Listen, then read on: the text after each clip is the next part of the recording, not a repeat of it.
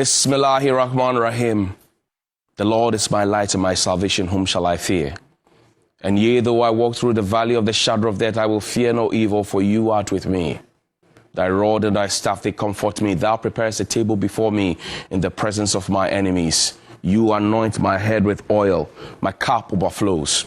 Surely goodness and mercy shall follow me all the days of my life, and I will dwell in the house of the Lord forever and ever. Amen. Assalamu alaikum. Welcome to Johnny's Bite. It's Tuesday.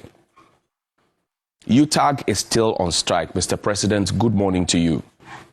Mr. President, Utag is on strike. Are you aware? Utag is on strike, Mr. President. Are you aware? Oliver, put it there. Utag is on strike. Mr. President, are you aware? Now, Utag went on strike on the 10th of January this year.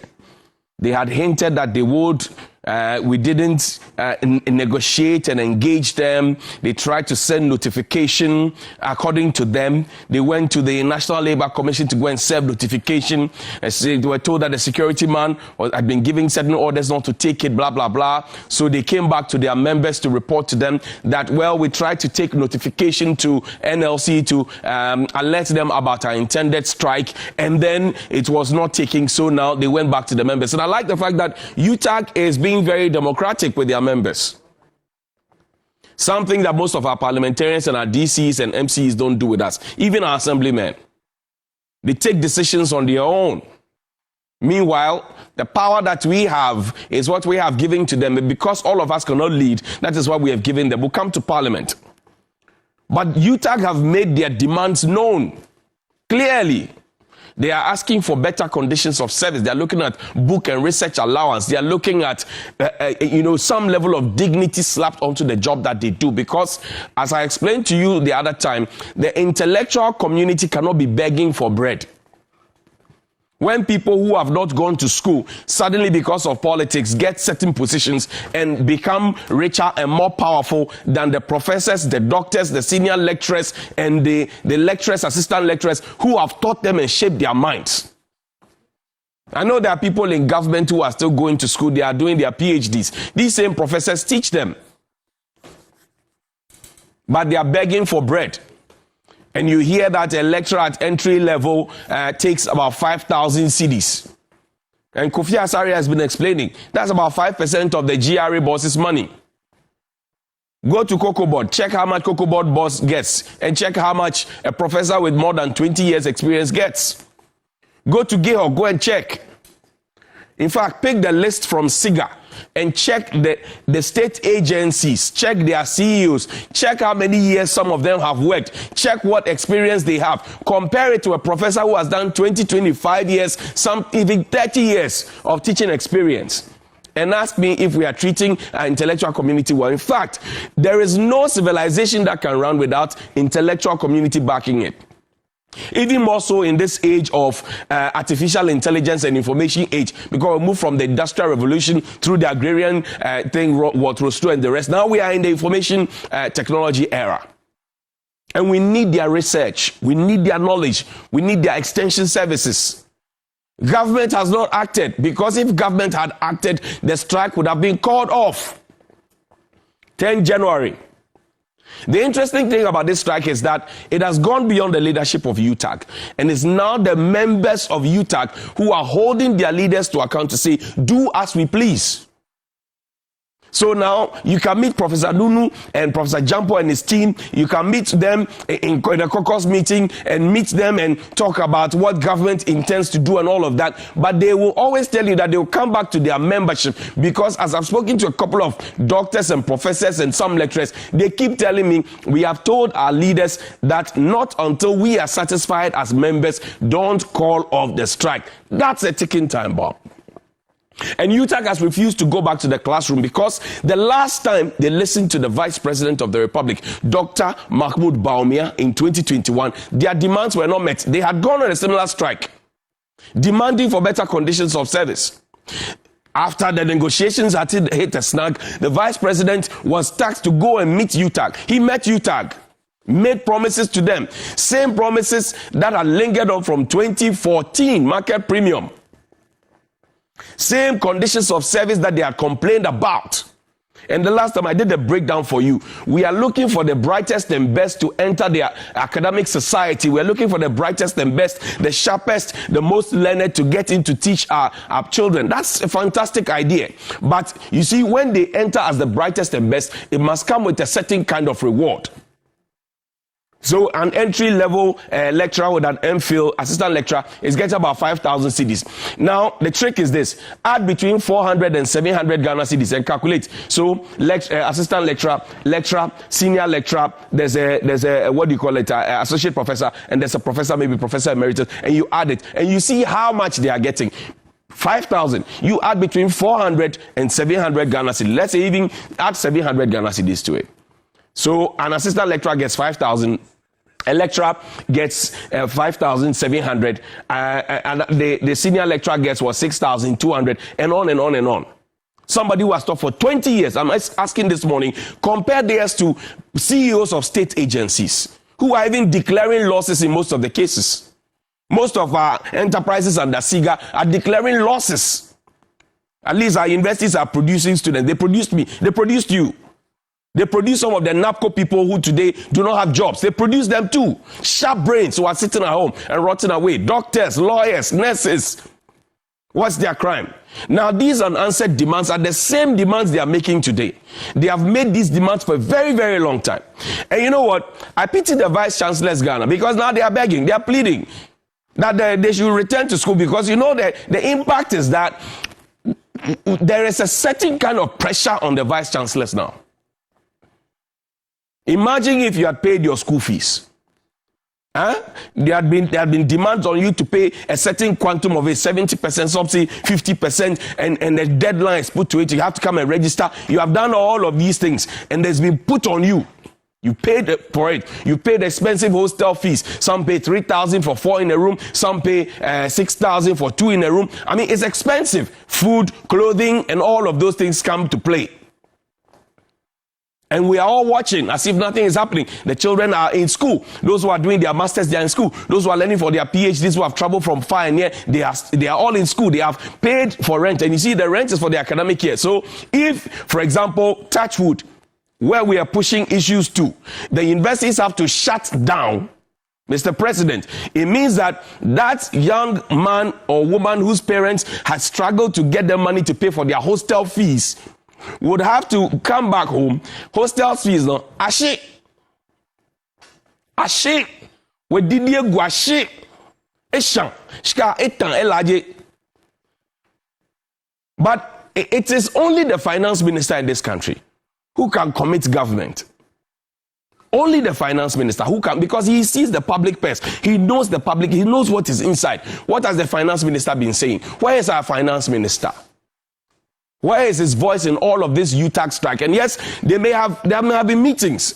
But if you have plenty meetings and there's no results, like they can't say Kasadodo on top on cop. You meet, and then what? Meet and greet. Have we thought about the foreign students? No, I'm asking, Mr. President, good morning. Have we thought about the foreign students? Those who come here because some of their countries give out aid. We go and beg them for grants and loans. Have we thought about the foreign students? And you know, we're trying to go back to say, oh, let's make certain concessions. I've been speaking to the lecturers. Let's make certain concessions for the foreign students because you see, when the foreign students take a certain impression back so that we don't put them under stress, the school fees and all of that. Well, now who caused some? Utag has told you that they will not compromise because they have to be fair. If they cannot teach our own, they cannot teach foreign students. Have we thought about the revenue we are losing? Have we even considered the negative impressions that these foreign students will carry along with them? Have we thought about the ripple effects of this delayed, this delayed attempt to want to fix a problem that is a snap of the finger? We are getting ready to implement Article 71, emolument holder, ex gratia. We're getting ready to implement it. The last time I showed you. The lecturers and the doctors and professors who teach those people who are going to be getting ex gratia, Article 71 holders. Some of who have never stepped foot even in the university before. But for politics, our own students, Their own students, and that's the pain. They say our own students, they earn more than us. We've been working before they started working. There's nothing to show. Cost of food so high. And tell you what, the lecturers also have families. The universities themselves have a certain pressure on them now. Because if you are in a hall of residence as it is now, you'll be using electricity.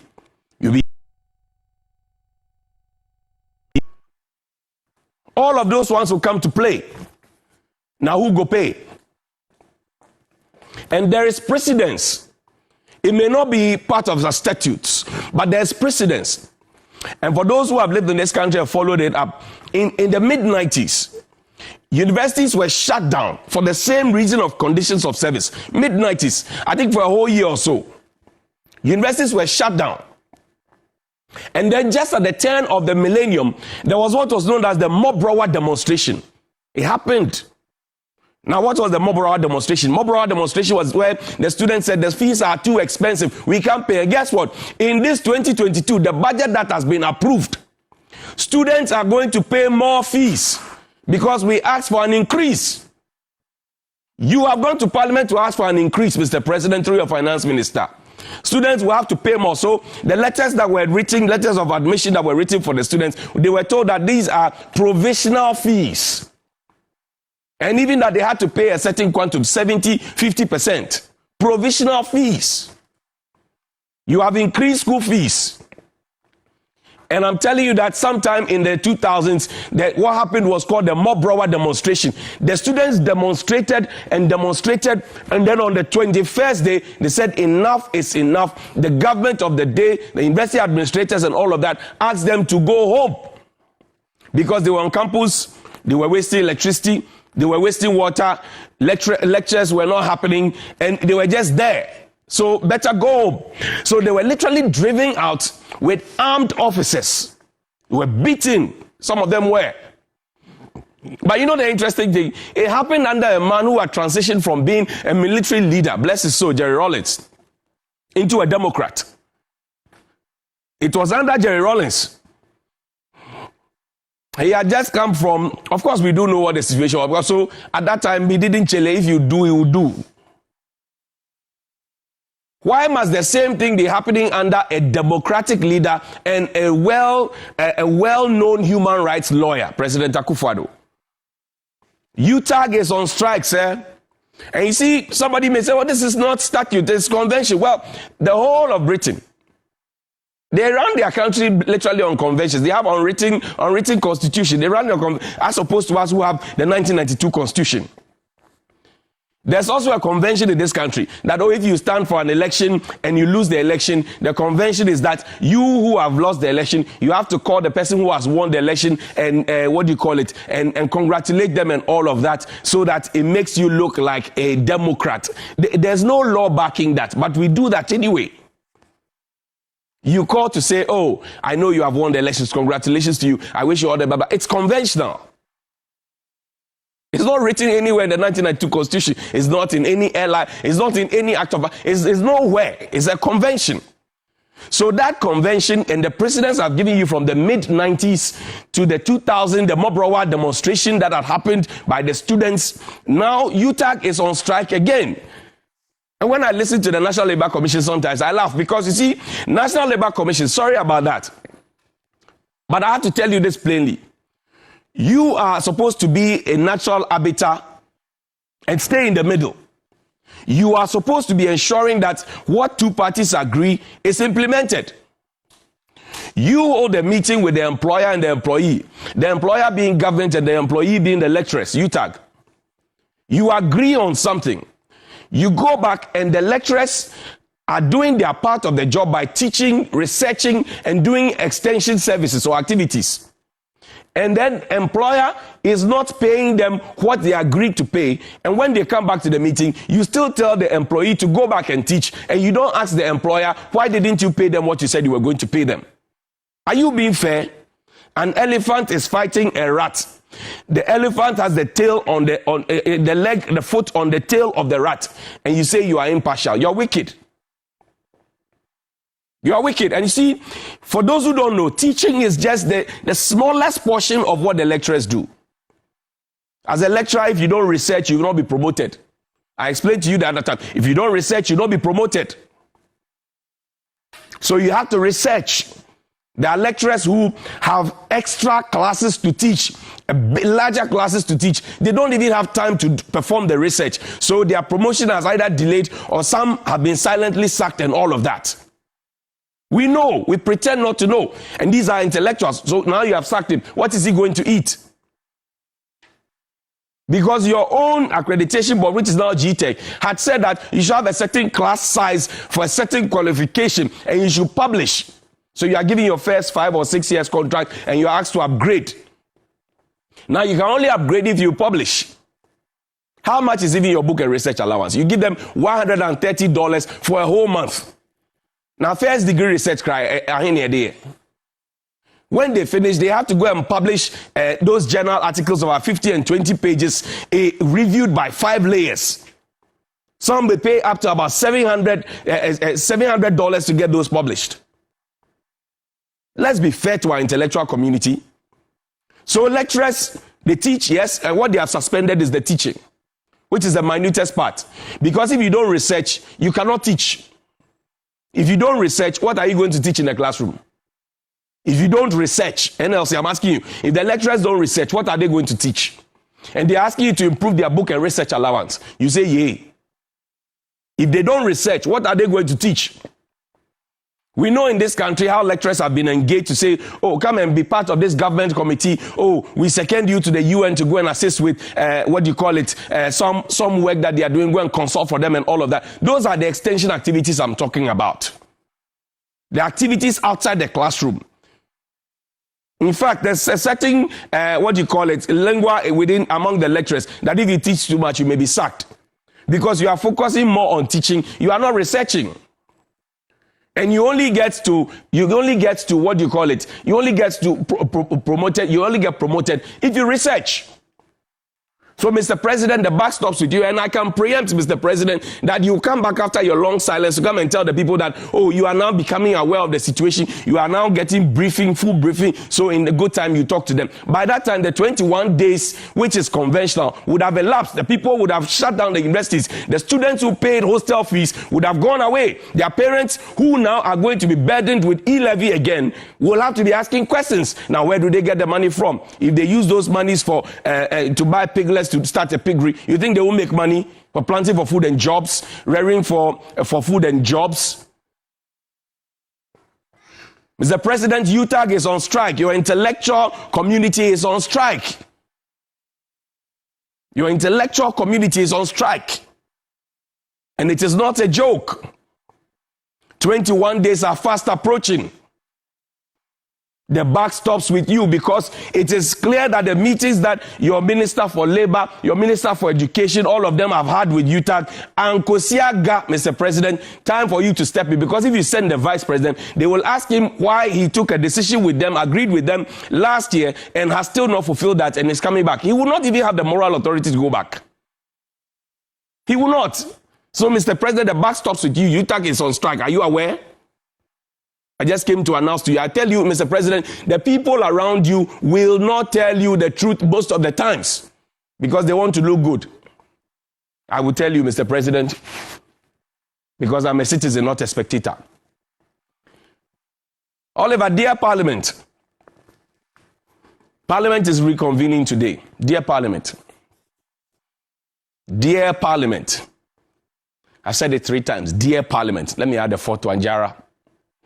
You are going back. You know, back in the day when we were in secondary school, when you are going back to your boarding house, then they will call you at midnight or sometimes at dawn and say, "Ukoi no yane." Remember where you have come from.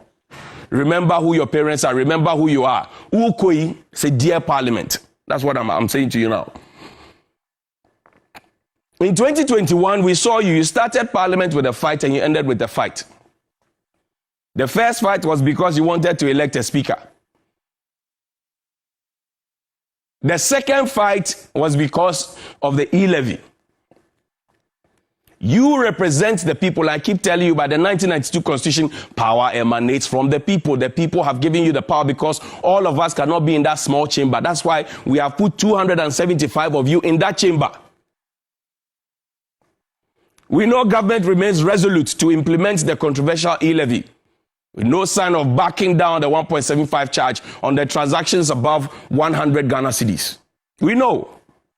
There have been months on, the finance minister has just justified why there are no other alternatives, but we must get the e-levy done, even though we are told that of the 105 billion Ghana cedis that was sent to Parliament by the government as proposal for 2022, about 98 billion has been passed. Dear Parliament, you are going back. This is not why we sent you to Parliament, to go and be fighting each other. We sent you to Parliament because the word parler in France means to speak. You are supposed to be speaking intellectually, speaking to facts and figures, arguing.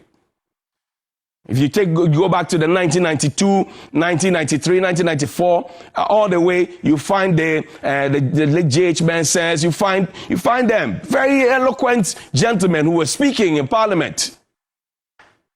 Very eloquent, they argued, the E.T. Mensahs, fantastic debaters.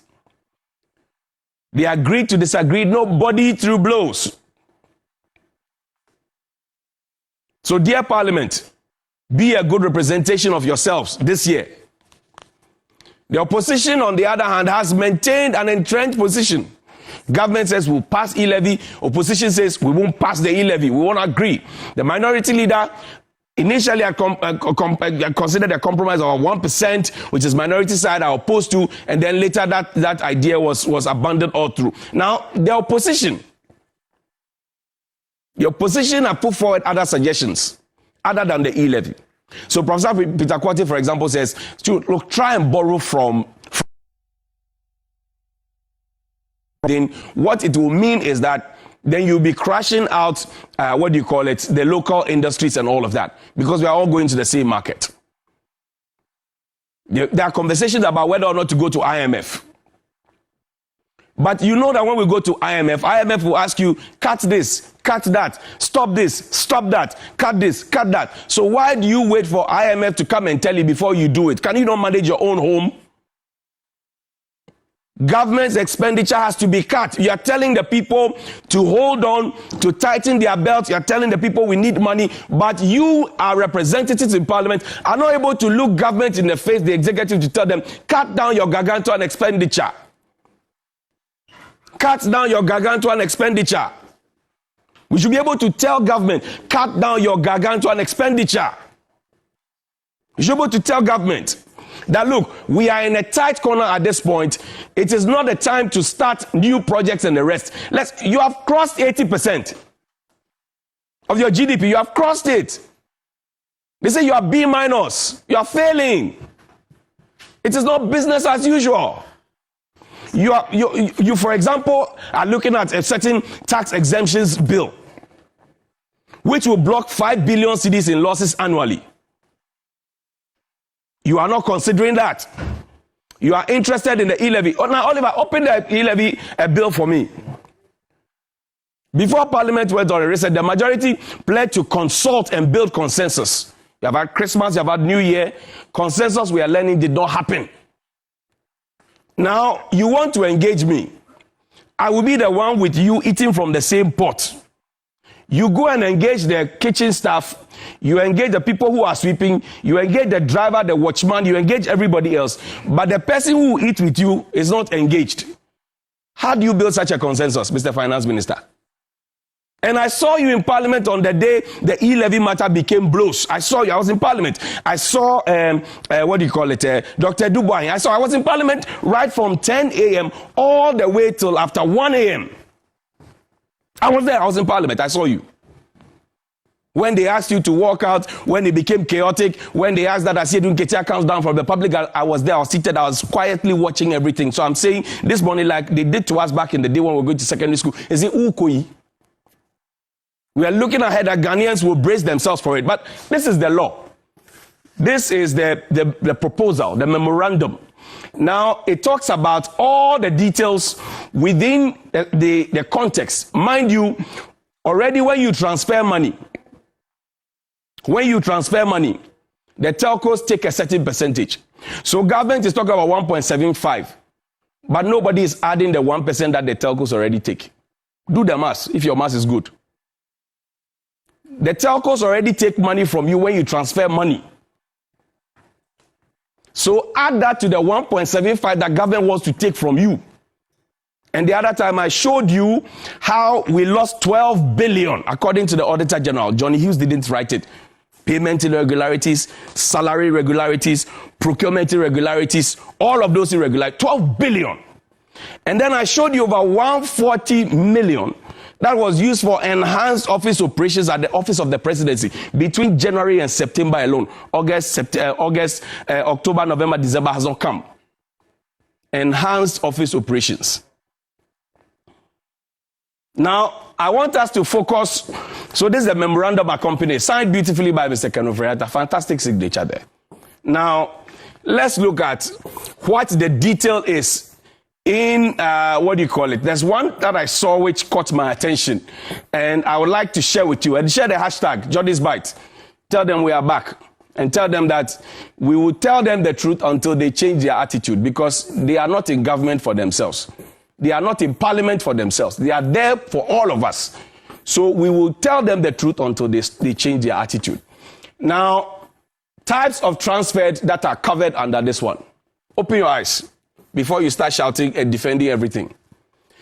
It says mobile money transfers done between accounts of the same electronic money user. Mobile money transfers done between accounts on the same electronic money user. If I send money to Percy, we use MTN, ELevel. Okay? If I send money to Percy, it will be deducted. Mobile money transfers from an account on one electronic money issuer to a recipient on another electronic money issuer. So Percy and I will use MTN. I send money from my MTN account to Percy. Percy also is maybe uses MTN, and he sends money to Bella on Airtel Tigo. It will be deducted. Transfers from bank accounts to mobile money accounts using the following modes. Direct transfer. Now we have all gotten the appetite that we don't want to go to the banking hall. We don't want to be crowded there. The banks are happy because the last time I spoke with some of my personal banker and the rest, they tell me that, these days the banking halls are not crowded, so we save some money on water, we save some money on stationery, because when you go to the bank, you go and pick up the forms and start writing, pen, air conditioning, electricity, all of it. We save money on those ones. Now, if people decide that they are not going to do mobile money anymore, we'll be repopulating the banking halls. Once we repopulate the banking halls, it means that their overheads will go up. So we have all developed the love for, get a banking app on your phone and pull money from your bank account onto your mobile money. It says that the transfers from bank accounts to mobile money, that this money, I have money. Once I transfer from my bank account to my mobile money, direct transfer, it goes. Ghana Interbank Payments and Settlement System debit, it goes. Any other mode determined by the minister in writing, So even this one, it leaves a leeway for the minister. He can wake up tomorrow and decide that this is another thing that I want us to hit. And that's it. Transfers from mobile money accounts to bank accounts carried out using the following. Direct transfer, Ghana Interbank Payment Settlement System debit, and any other mode determined by the minister in writing. Bank transfers will originate from a bank account belonging to an individual. So this is it. These are the areas that are covered. Types of transactions covered under this one, ELevel. So there's no salvation. My understanding of as I've explained to you, see, my understanding of is that it's a movement. And that you pass here, you organize this, you get something small, and then you organize your family and make sure that they are okay. Now the means different thing. Say they knock you, but at each time they knock you, you are losing, you are not getting. Because the originator of the idea says, once you move here, you get something small for your pocket. But this one, this ELevel that we are going to pass down, which is the law, which will be debated in parliament, which the finance minister insists and government insists that must come to you, which the opposition is opposed to. And yesterday I did a survey. Maybe you can open my Twitter account for me quickly. Let's look at the poll, Oliver. It's telling you the areas that are covered under it. So if you have developed a certain love of pulling money from your bank account to your Momo, you'll be deducted. If you have developed a certain lab to say, oh, my tailor is at Spintex, I'm at North Kanishi, I cannot go there, the taxi fare and everything, I want to send money. But I've told you that the telcos already deduct a certain amount of money from you when you transfer money. The banks already deduct a certain amount of money from you when you transfer money. After all those deductions have been made, add 1.75 to it and tell me how much you get. So if you have 1,000 cedis and you are transferring it through these modes, how much of it will be left by the time it reaches the person you want? Let's say it's going through 5 channels or 5 layers. Have you thought about it? But we are not in normal times. The first thing is, Mr. Government, cut down your expenditure. And it can only be done from Parliament, because Parliament, if the executive is not doing, you have oversight responsibility. Thankfully, you have the hung Parliament of 137 plus 1.